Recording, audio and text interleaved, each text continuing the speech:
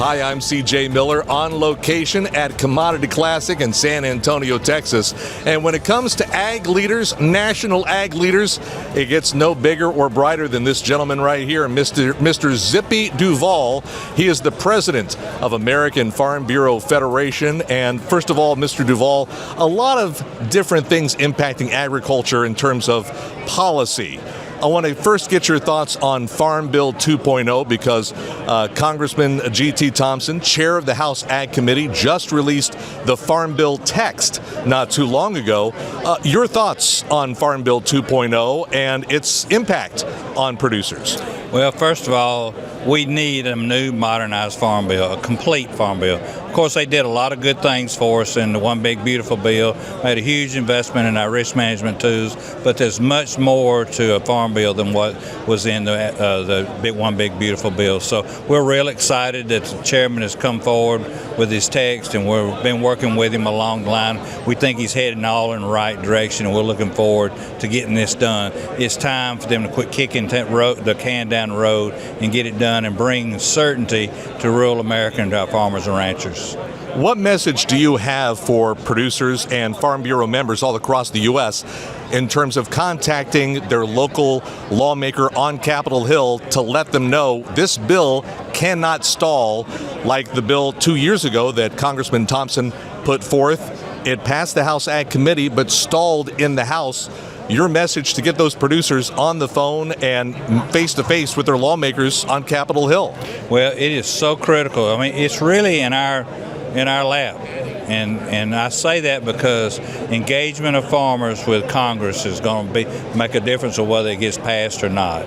We got to let them know how important it is for them to finish the drill so that we can have this certainty in rural America in a full, complete, modernized farm bill. And if people will go to their town hall meetings, tell their story about how bad the economy is out there, we need the certainty to start repairing agriculture and the economy around agriculture. Get on the computers and send an email, pick up the phone and call them, whatever they got to do, invite them out to their farm.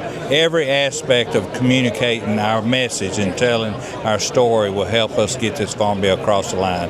And it's really up to our farmers and their willingness to engage. One component of Farm Bill 2.0 is a legislative fix for California's Prop 12, and I know that's something that you and your team with American Farm Bureau Federation have also been pushing lawmakers to get across the finish line. Yes, it is really important for us to get that problem. It's about interstate commerce, and pork is just a beginning of it. It came out of California, and that could spread amongst any commodity or any product produced across the country. And no one state ought to be able to tell the other states how they have to produce things to be able to sell in their state. So it needs to be done. We got to get it done to protect interstate commerce, and that involvement of our members will help that get across the line too. Another legislative fix that I know a lot of producers are looking for, in particular corn producers, permanent year-round E15. Tell me a little bit about how you and your team are working to get that across the finish line as well. Well, we've communicated with all parts of this administration in Capitol Hill. We've got the discussion. The communication and discussion around year-round E15 is at a level that it's never been before. When the President of the United States repeats what he hears from one of us and one of our farmers about how important it is, then it brings it to a level of conversation that it has never been before, and that has happened. So I really feel good about it. The Speaker of the House understands the importance of it. That's why he's created a vehicle he has to come back with to be able to introduce on the floor. Hopefully we can find a vehicle to attach it to and get that done. Chatting with Zippy Duvall, president of American Farm Bureau Federation. Another key legislative thing to look forward to. I know Congressman Thompson has also said that he's looking to put forth an ag labor bill that would address many of the concerns that a lot of ag leaders, including yourself, have had. What are your thoughts on ag labor reform and what you're looking for from this legislation that is forthcoming? Yeah, ag labor reform is another discussion at a level that we've never seen before. With the chairman of the House Agriculture Committee going to drop a bill based on a task force recommendation that he had from last year. Of course, it's not in his jurisdiction. It's in judiciary, but it coming from the ag commission, ag chairman is exactly the direction it should come from, because they're the ones that actually understands agriculture and how it's affected. How's it going to affect our farmers and ranchers? It's the biggest issue that modern day agriculture faces. We can grow and produce, but without labor, we can't get it done. And we need for them to answer the question about year-round use. What do we do about our current workforce that's undocumented?